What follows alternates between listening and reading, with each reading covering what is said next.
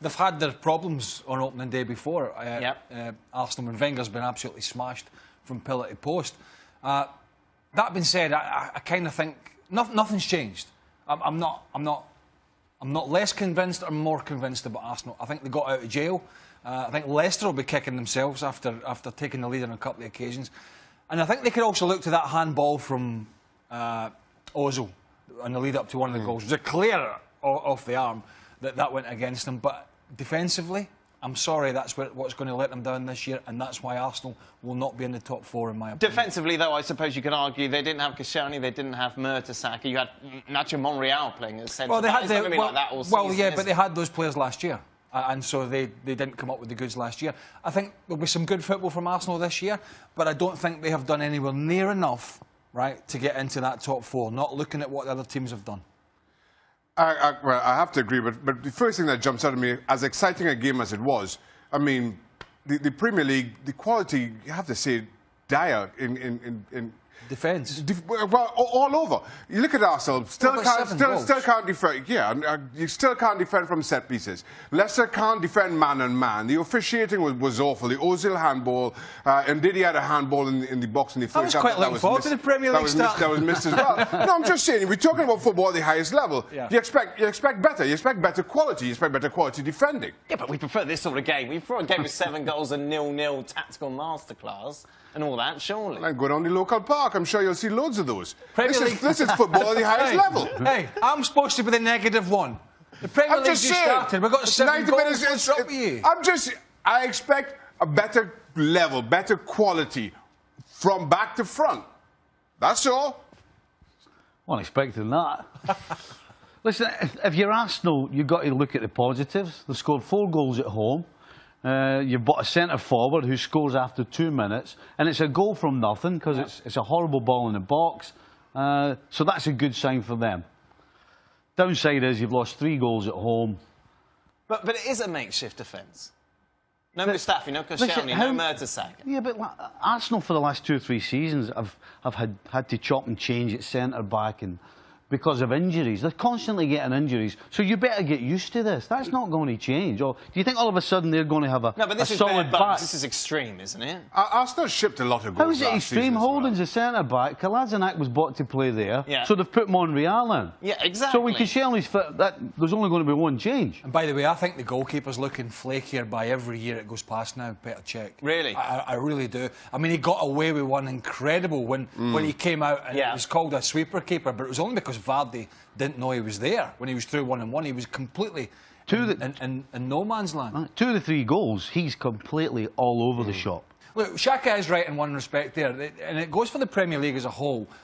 And we've talked about this in the show last year in particular. One of the reasons the so-called bigger teams have struggled in Europe is because their defending is poor.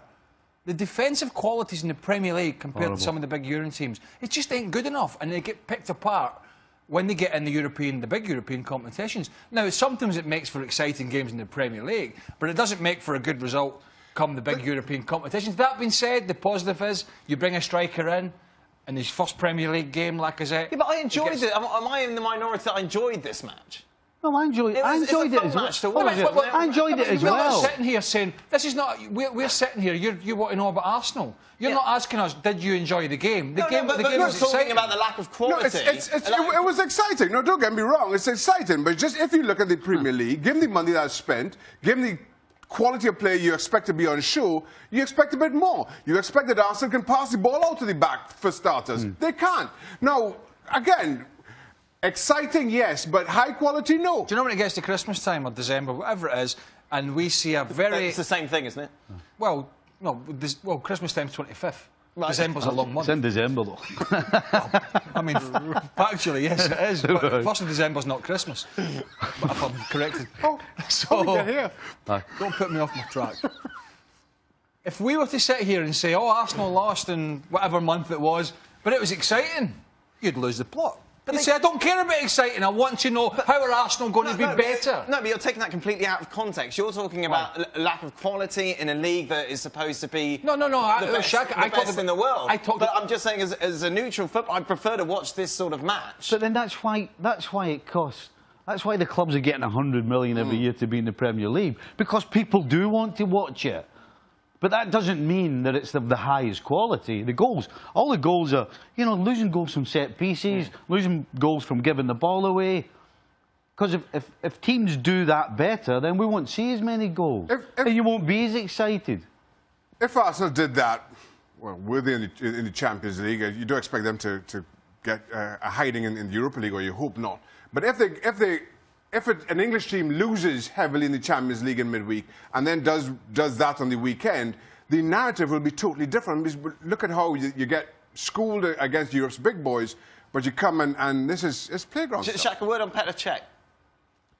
Petr Cech has been a good servant to football throughout, but you have to have some kind of succession planning. Is he past it? That's been coming. Not yet, but you have to have a goalkeeper who's ready to take his place, because it's not going to be long. He's defying all belief in playing on for as long as he has. I still think he give you great games. He could hold on to #1 shirt, but the longer you go with not having a ready-made #1 to take his place, I think you're asking for trouble. How would he be a good how are you a good servant to football? He's getting paid. Yeah. I mean, he's not a charity. I mean, he's getting paid millions. You know, he's not. So that means he can't be a good servant. Well, what's to a good football? servant to football? Is he good enough to be Arsenal's #1 now? Should he be Arsenal's #1? And is that part of Arsenal's problem going forward? I think it is. What's that to do with being a servant?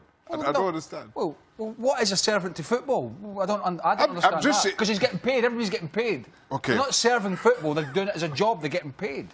Sorry.